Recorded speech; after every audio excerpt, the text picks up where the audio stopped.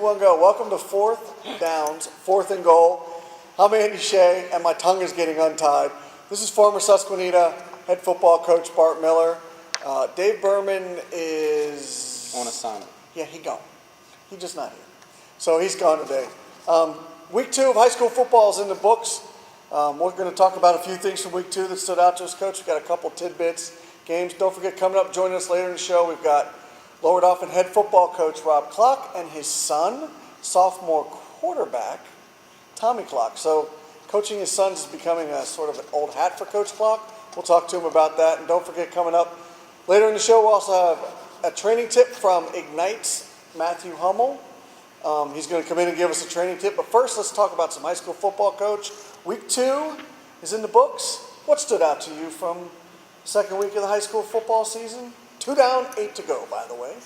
Well, so far everybody's big dance partner has been Carlisle. They were the hot ticket. Everybody was on the Carlisle bandwagon. I call them the Baskin Robbins flavor of the month. Everyone was like, yum, I want to lick me some Carlisle football. But anyway, I'm sorry. No, it's fine. And everyone was loving them. With one exception. I think you were giving them a little bit of a wait and see mentality last week. I was like, they're a dog with less fleas. But I said, let's just let them get rid of a few more fleas before we start, saying that they're that good of a football team. Because we know it took time. And sure enough, it did. Thursday night. And Redland, they're solid. They're not fun to watch. Nope. But they're effective. I was there. I would agree. They're not fun to watch. But let me ask you this, Coach. Is that a bad loss for Carlisle or a good loss or a good win for Redland? And you can't tell me both. I'm not letting you off the hook that easy. Good win for Redland, bad loss for Carlisle. Which one is that game? Well, I do want to answer it a little bit both ways, but I'm clearly on one side of this. I'm clearly on one side of this. My old athletic director said every win is precious. Correct. Okay, so you got to give that to Redland. It's every win is precious, but I believe it was more of a bad loss for Carlisle. Okay. They had some momentum. They were coming off last season's win. Mm-hmm. They had the win last week, and the fashion in which they lost it. Yeah. Last second thing. It's a bad loss. All right. I would agree with you. Let's go. Anything else, Coach, from week 2 of the season that stood out to you? I didn't think there was a whole lot of other surprises. I think things sort of played out the way many of us thought they were going to. Someone else had said earlier, I'd heard them talking about, we haven't really gotten into the league play yet at this point. So maybe some things will shake out and be a little different when it happens. I always think sometimes the interleague play is more compelling than the league play because you're so used to it. You know what's coming, right. You know which opponents are playing. But, there was one thing that stood out to me from week 2, and the biggest that jumped straight off the page at me was a score of Big Spring 10, Dover 9. To me, that said a lot about this Big Spring team because even though it's, York County football and it's not a high caliber of football, Dover was considered one of the more quality teams down there. Mm-hmm. And I think that's a really good win for Big Spring. So that's it for what we thought of week 2 and what surprised us and what stood out to us. All right, Coach, Bishop McDevitt, 34-14 win over at State College. I think it's the exact score that I thought the game would be after learning that running back, Andre Robinson. the running back from Bishop McDevitt. Andre Robinson is out for an undetermined amount of time with a hockey term lower body injury. That's a hockey term. Lower body injury, upper body injury. I might have heard significant. All these lower body and upper body injuries, they stole that from hockey. A lower body injury of some kind, bone bruise, significant amount of time. Anyway, your opinion, what that means to Bishop McDevitt, and then I'll tell you what I think. Obviously when you lose a player of that caliber right. from any team, it's going to be very difficult to continue with what you've been doing. Correct. So it's going to cause them to make some changes. That being said, the amount of talent on that McDevitt roster, the 3 wideouts, right. They got I'd say a pretty solid quarterback. Yeah, he's not bad. So I think you might see a little bit of a change in what they're doing. I still expect them to put a lot of points on the board. Yeah. They still got the big guys up front. They'll find somebody and they did, who can run the ball. Yeah, I mean, Matt Geiger carried, 14 times or 17 times for 117 yards and a 117 touchdown, yards. and those are very respectable numbers, but sometimes occasionally I think, you could put Felix the Cat behind that offensive line and he might carry 15 times for 105 yards and a touchdown. But still, having said that, I mean, it is a significant loss to lose a player of that caliber, whether he comes back or whether he doesn't come back. Nobody knows. There's a lot of hushed tones and whispers and is his leg broken? Does he have a bone bruise? And who knows what the truth is. The only thing that matters is he's not playing. And he's not playing for a good bit of time. So do they need him to win football games in that division? Absolutely not. Can Dick Barcilio absolutely pass McDevitt to win week after week? Will they still be able to run the ball? Yes. Will he still throw a little bit more now? Yes. But, I mean, Kobe White, Ty Gibson, Bryce Hall. Those are three receivers that would be number one receivers on any other team in the mid-pen, and maybe you can even expand it to District 3. So they've got about 5 wide receivers. They've got plenty of options. They're McDevitt. It hurts, but it doesn't leave a mark. And let's not forget, Coach Weichter's been there a long time, and if memory serves me correctly, he had something like this similar happen to him a few years ago. Yeah, some guy who plays for the Eagles now. Yeah. Yeah, and they still got to the Western Final and lost to McKeesport. Yeah. And if Shady's there, they probably win the state title that year. I mean, they need Andre in the playoffs if he's going to play football this season. That's basically when he gets used. I mean, honestly, the first 12 weeks with what they have this year, I don't think it hurts them. So, early season performance by the Lower Dauphin Falcons, your reigning District 3, 1, 2, 3, 4A champions from 2013. Coach, what has worked for them early in your opinion? I love the offensive line in the 2 games that I've seen right now. Particularly last week against Middletown, those kids were, flying off the ball, getting in people's faces. They're aggressive, setting that new line of scrimmage. And I was anxious to see how that was going to happen this week against Cedar Crest. And I saw more of the same. I think they got a bad attitude. And if I'm putting together an offensive line, that's the kind of guys I want in front of them. They have a bad attitude. That's the line of the day, Coach. That's the line of the day. Me, I'm the guy that holds up the D, E, right, and then the fence sign. I'm like a D, E fence. Oh, yeah. It's a script that we've seen before. It was one that walked them right down the yellow brick road last year. They weren't a team that hurt for offense, but they were a team that was limited by offense. D, E fence sign. 50 yards rushing, less than 50 yards rushing, and 1 touchdown in 2 games against. Hey, Middletown beat Northern last week, so yeah, there's a little bit more Q rating on that. And they just took a team that scored 30-something points and 28 and was running up yards in week 1 and just said, yeah, you stop right there. So you like the offensive line, I like the defense. Either way, the Falcons are 2-0. We'll put them together. You got a nice team. W. That's right. All right, moving on. All right, Wilson beat up CD East, Coach, down at Gursky Stadium. I call it the Gurst. Beautiful stadium, by the way. Beautiful since they got the turf, and it just looks beautiful. But I went down there. I was in Wilson Friday night watching. It was bad football. That's all I can say. I mean, both teams were bad. There were 19 penalties. There was 11 or 12 in the first half. CD East punted 8 times. 5 of the first 7 times they had the ball, they were 3 and out. Wilson did not play very good football. Doug Doms was not happy. The thing I'm asking you is, can East win with this offense? Can they win consistently in the Commonwealth Division with this much question mark and sort of unstable? There's no stability in their offense right now. Yeah, and I'm going to flip it back to you, kind of like what we just talked about with Lower Dauphin. The offense is one thing. They'll put some points on the board, but that defense, I think they're giving up some points. Well, they were good in week 1 against Milton Hershey, but what I saw last week, they are fast. Of course. They are aggressive. They are very aggressive, and they do come at you very fast. But they tackle. Their tackling, it stinks. There's no other way to put it. They do not tackle well. And you could be fast and you could be aggressive, but if you can't tackle, I don't know. The game is run the ball, pass the ball, tackle the guy. Tackling is so fundamental, and they were very, very poor tackling, and they're put in bad positions. You know, second. Okay, coach, you tell me this. You've got 2nd and 28.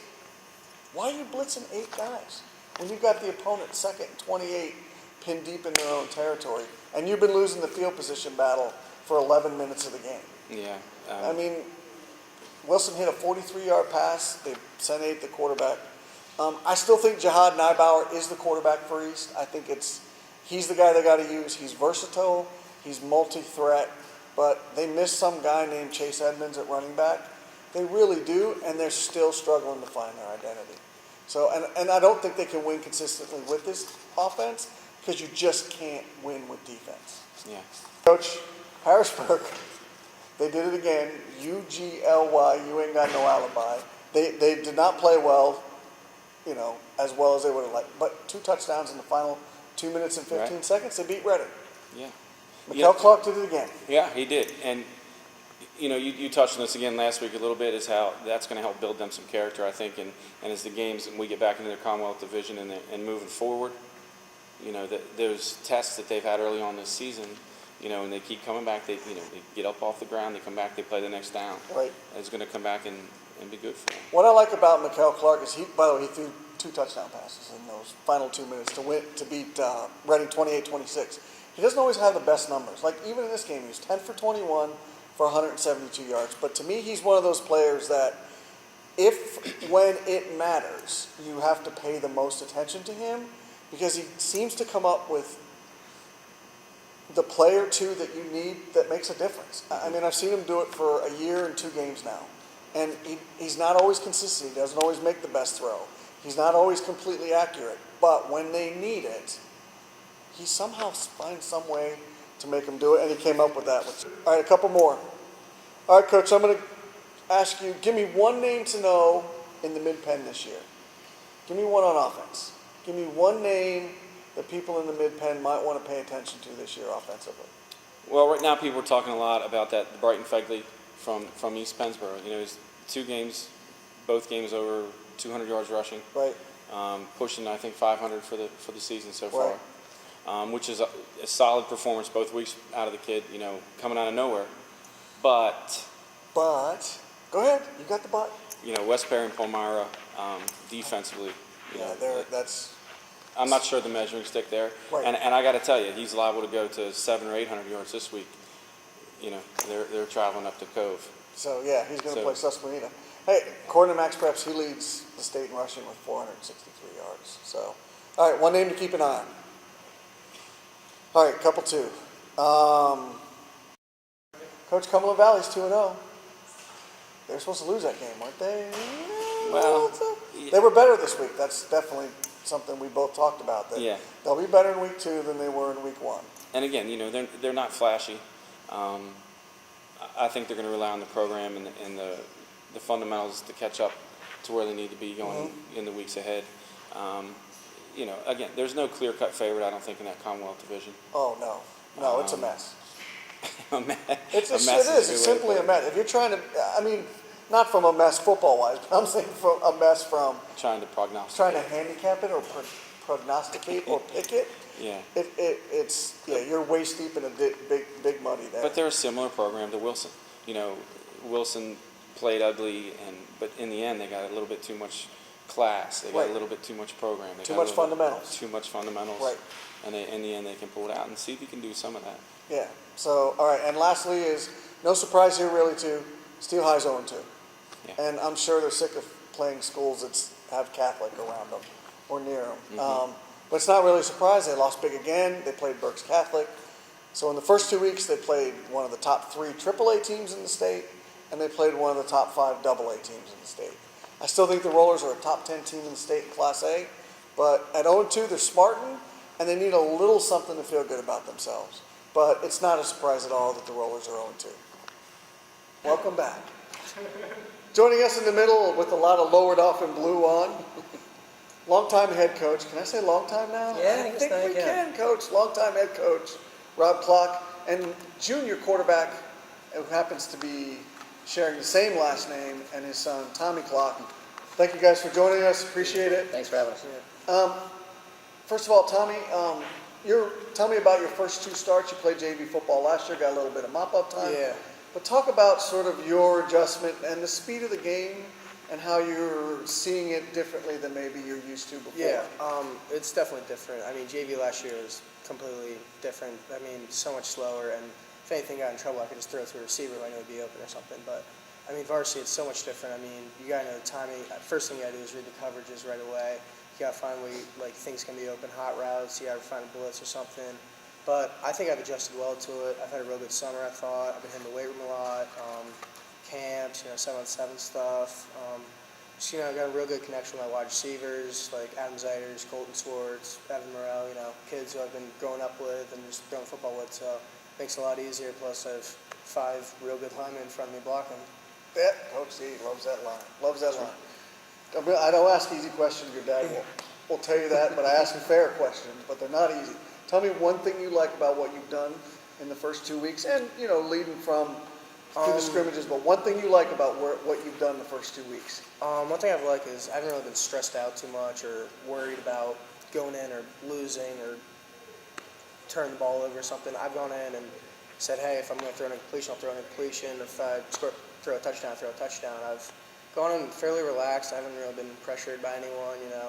Everyone's kind of helping me and showing me what to do. So I think, just being relaxed is one of those things. I'm going to flip the coin over, which I am going to recognize, by the way, already in 3 minutes, way better than your brother. Interview-wise, way better than your brother. Very nice, but way better. More polished. He's a quarterback. What do you expect from a quarterback? On the flip side, one thing watching film, going back, evaluating yourself, you have to look. Where have you been, say, struggling, or what are you looking at as these are the 1 or 2 things I need to work on? On improving, a little faster. I mean, I got bigger this year with height and weight. I mean, I'm up to 200 pounds now, so I wish I could get a little quicker in case a blitz does come, I can get outside. Other than speed, I mean, just getting a rhythm going. We haven't really passed it 4 times in a row at all this year, but when we have, it's been a completion, then an incompletion. I wish we could get a drive going where just straight passes or something. Do you hear that? I heard. Yeah, he's Yeah, dropping okay. the I'm just saying. I heard that. I was I saw that one coming out of left field. Yeah, you prefer to pass the ball to hand off. That's It's whatever's crazy. working, yeah. That's crazy. Nobody talked about this yet, but I imagine, watching film and things like that, you have an opportunity to get a little extra work at home, Yeah. maybe in the evenings.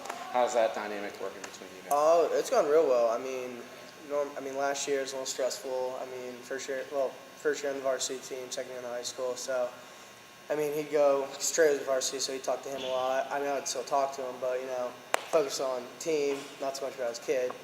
Noah does that. But, so, what was the question again? About your It's dad. just such a tough dynamic. And I'll put it to Coach. Yeah, I think he has had an advantage there because since he's a little kid, he's been watching film with me. And, when I say something, I may have to explain it in the film room with the team. Tom knows what I'm talking about. Right. And, he picks stuff up. And I think it's helped tremendously. He reads really well. Yeah. And he just sees stuff. And it is almost like having a coach on the field. Sure. Our offense coordinator says it all the time, Ed Romano. We let him call stuff at the line. And, we really haven't done much of that the past few years. And honestly, we were a run team, let's be honest. Let's call it what it is. This year, we're a lot more dynamic because we can do both. Mm-hmm. And so we have given him some freedom, and he does pick stuff up. He makes right reads and makes good calls so far. So Yeah. we're going to stick with it. And that's the thing, the way the game, I think, has changed. And I was talking to Coach Hakel about this in Mechanicsburg.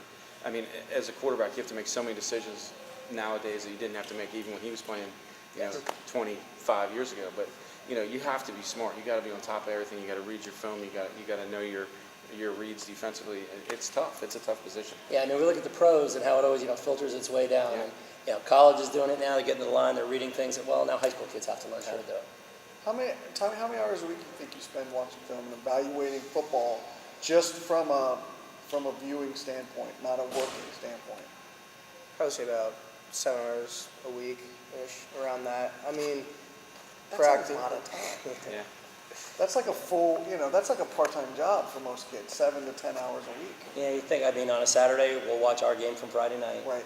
Sunday, we'll send the new game films out on Huddle, so the kids have already seen it when they see us Monday. Mm-hmm. Tonight's Monday. We did look at that. So that was close to an hour right there, and then we'll revisit it as a team on Thursday and look at film, so he'll be there. And then a lot of the kids do watch a lot of film now, which it's a huge advantage. It is a huge advantage.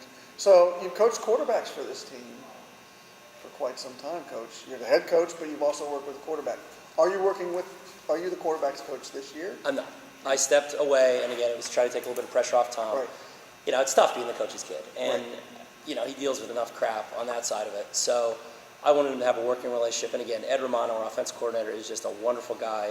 Builds really strong relationships with kids.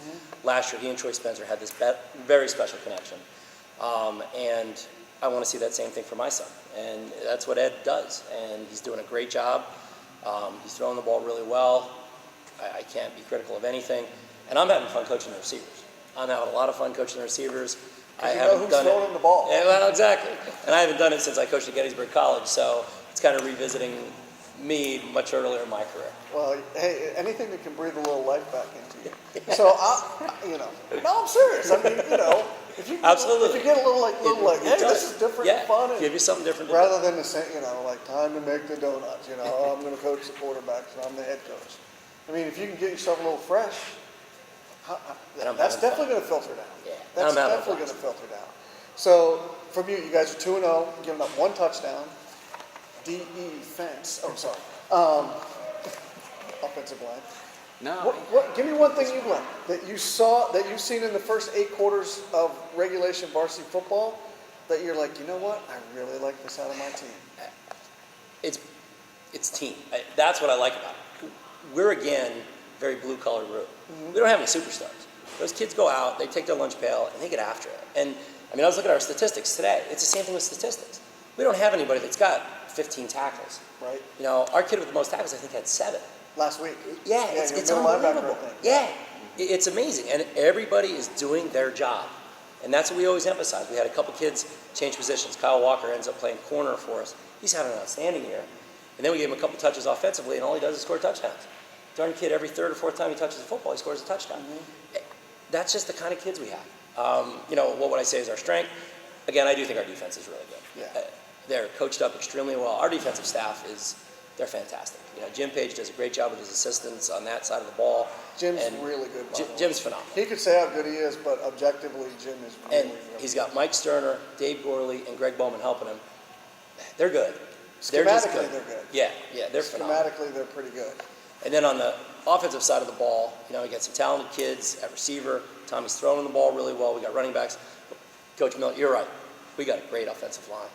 And it's our old school line. Nobody's enormous. We don't have that 300-pound kid. Right. They're all a little bit shorter in stature. Maybe got 1 or 2 nice tall kids. They're good. They just get after it. Greg Cratcher does a great job with my offensive line. Is that what you emphasize, though, Coach? When I was with Coach Rimpel for years, like too many years, he always emphasized just do your job. Do your job only. Don't worry about everybody else. You take care of what you need to do, and the whole team then comes together. Is We have a sign hanging in our locker room. Do your job. Went to a clinic and they talked about Belichick, has it hanging in his. And they say it doesn't matter if it's the janitor or if it's the CEO of whatever, however it works out. Yeah. If everybody does their job, it works. And we've had some success with that the last 2 years, and we're going to stick with it. I want to ask Tommy one more question. You like to throw? You think of yourself more as a pocket passer, or do you like to be on the move? And where do you think your strength is as a passer? Yeah, I'd definitely say in the pocket. I mean, we do like rapid lays, which is like 3 or Right. 5 step drops out. But I like to say we're definitely in the pocket with the guys blocking in front of me. I'd say it's my strength. Why would he get out of it? Well, I just say I've been looking at the film that I watched the last 2 weeks and watching him throw on the move. I'm like, he throws pretty good on the move. Gets himself, with his hips and squares, his mechanics are good. That's why I thought, ask him, does he want to stand back there and read the field, or does he like to kind of move around? And I think that's nice that he does bring to the table we can do various things. Correct, Yeah, correct. It really is helpful to know that he can do that. And I mean, in your opinion, is he a pure pocket passer? no, actually not. He needs to gain a step if he Right. wants to be able to be a true rollout quarterback. But he throws the ball well on the run, and that's some of our packs where we let him read and let him make the call at the line. And actually, our first touchdown pass of the year was exactly that. He made the perfect call, and bingo. So what is it about these receivers that has allowed you to expand your passing game a little bit? I mean, you coach receivers, but receiver has not been a position that has been Now, Anything remotely strong for this Yeah, team? well, for- and we still joke for about it. When we start practice, I always jokingly ask one of the kids, "Are we a run team or a pass team?" And the kids all laugh. They say, "We're a run team, coach." So we stop block first. That's what we do. And we drill it. But this year we've got, like at wide receiver, we have two long, lanky kids, Okay. Colton Swartz and Adam Domovich, and they both have great hands. Neither of them are burners. They're Right, not right, running right. 4.40s, but they have good speed, and they're smart. They run really great routes. I think that's a big part. We got Adam Zeiders and then Evan Morrill at our slot back. And depending on what package we have in, Adam brings a lot of speed to the table. He's a true, legit fast kid. And then Evan's got amazing hands. Evan, his hands are enormous. He catches everything around him. So I just think everybody brings their own talent. But the thing is, the kids have learned the concepts, and they're running the packages very well. In week 2, after 2 weeks. All right, Coach, thank you for joining us, Rob. Thank you for joining Thanks us, for having us, Tommy. Coach. Lower Dauphin Falcons are 2-0 going into week 3. Welcome back to Fourth Down Magazine's Fourth and Goal. I'm here with trainer from Ignite, Matt Hummel, and of course Tommy Klock. Matt's going to go through some neck strengthening exercises. I'll let Matt take it away. As Bart said, we're going to be doing some neck strengthening exercises today, dynamic tension exercises. These are great exercises that coaches can include in their dynamic warm-up before practice. Kids can do at home. I'm going to have Tommy Klock here helping me out with some exercises. So I'm just going to have Tommy lay down on the ground. We'll go through 3 exercises to start. The big thing first, we need to teach your kids how to tense their neck up. So good thing, just make sure they know how to flex their neck. So I'm just going to have Tommy go ahead and flex his neck. Good. From here, we're going to do a neck flexion. So all Tommy's going to do is basically tuck his chin down to his chest.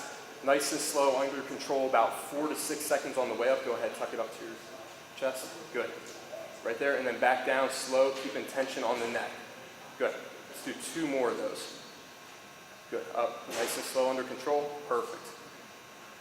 And back down. Good. Last one. Good. Okay. Normally we're going to do a set of 8 to 10 of those to start. For demonstration purposes, we're just going to keep it short and sweet. Next up, we're going to do neck protrusion. So what he's going to do, we're going to make sure his neck is tense in the back as well. And now he's going to just push his chin straight up towards the ceiling. Good, right there like that, and then back down, under control. Good, straight up towards the ceiling again. Good, back down, let's get 2 more of those. These should start burning your athletes' necks as you guys continue to do them. Last thing we're going to do is going to be lateral flexion. So we're going to start in that protrusion position with his head up, and now he's just going to take his ear right to his shoulder. We'll do one side at a time, so we'll go back to the center, and then back to the right side again. Let's do 3 of those right now. Good, nice and slow and under control. Keep that chin straight up, and then we'll go to the left side. Good. Perfect. Right there, 1 more. Good. So this is something to help you guys reduce subconcussive forces. It's going to increase oxygen uptake by elevating your ribs to help your players breathe better. It's going to help with balance. It's going to help with strength, and it's going to help with overall coordination. Good thing to do, add this in. You can add it in every single day. A good starting point would be 2 or 3 days a week, starting with 1 set of 8 to 10 of each exercise, each direction, and then progress to 2 sets and go on from there. Welcome back to Fourth and Goal, Fourth Down Magazine game of the week. This week for week 2 was Susquehanna Township taking a trip to the Speedway, play Central Dauphin. Hey, the Indians were there for a half. 7 minutes in heaven. 7 minutes in heaven. They were at least there for a half. They were. But the game's 48 minutes, not 24 minutes. Lower Dauphin. There I go. Central Dauphin scored the final 28 points and rushed for 459 yards. And they won going away 52-24 over Susquehanna Township. Central Dauphin is, as we've talked about last week, they're talented. They're a little bit of greenhorn. There's a little bit of greenhorn to them. There's a lot of kids that are talented, that are going to be good, but are still sort of finding their sea legs. But, they're 2-0. They faced some adversity. They absolutely pummeled Susquehanna Township in the second half. But I'm more concerned about Susquehanna Township, Coach. 407 yards and 400. And if let me look at this right. 479 and 407. That's almost 900 yards rushing given up. in 2 weeks. But they're giving up points too. You know what I Well, mean? yeah. Sometimes you give up the yards, but you don't give up That's a the good points. point. That's you a know, good and they're point. giving up both. Right. Yeah, and I don't care how good Ben Moser, quarterback for Susquehanna Township, plays. I mean, he played well last week. He had over 200 yards passing, 3 touchdowns. He was like 20 of 27. His efficiency numbers were good, but if you're giving up 450 a game on the ground, I don't care how good your quarterback plays. You ain't winning. That's impossible. It's a slow death. Yeah, and I don't know. The blue plate was there. They only threw 6 passes, Central Dauphin. They threw for 15 yards. They didn't even need to throw. So, I mean, what we learned from the game of the week was Central Dauphin still getting a little bit better. Hannah's got a half a football in them, but they can't stop the run. And I don't know how you fix that. How do you fix that when you're giving up 450 a game? I mean, where do you start? Give me one quick coach thing that I don't know about, because I couldn't coach a rat to eat cheese. I don't either. When it's 450? Yeah, I don't either. You know, we had our problems with that in the past, and you know, it's a demoralizing effect when you have a team that just runs on you at will. Right. You know, it's far worse to give up an 85-yard drive on the ground than a quick strike over the top. You know, and that's tough. And you know, someone's just going to have to suck it up, and it comes down to guts. And maybe it's just going to take one big play defensively to get that thing turned around, but it's tough. All right, thanks for joining us for 4th and Goal for Coach Bart Miller. I'm Andy Shea. Don't forget, week 3, a couple big games coming up this week to keep an eye on. A couple we'll be paying attention to. Bishop McDevitt and Cumberland Valley. They're going to square off. And Wilson Westlawn is going to play Central Dauphin. Combine those 4 teams are 8-0. Those are 2 of the bigger games for week 3. We'll have a recap and everything for you next week.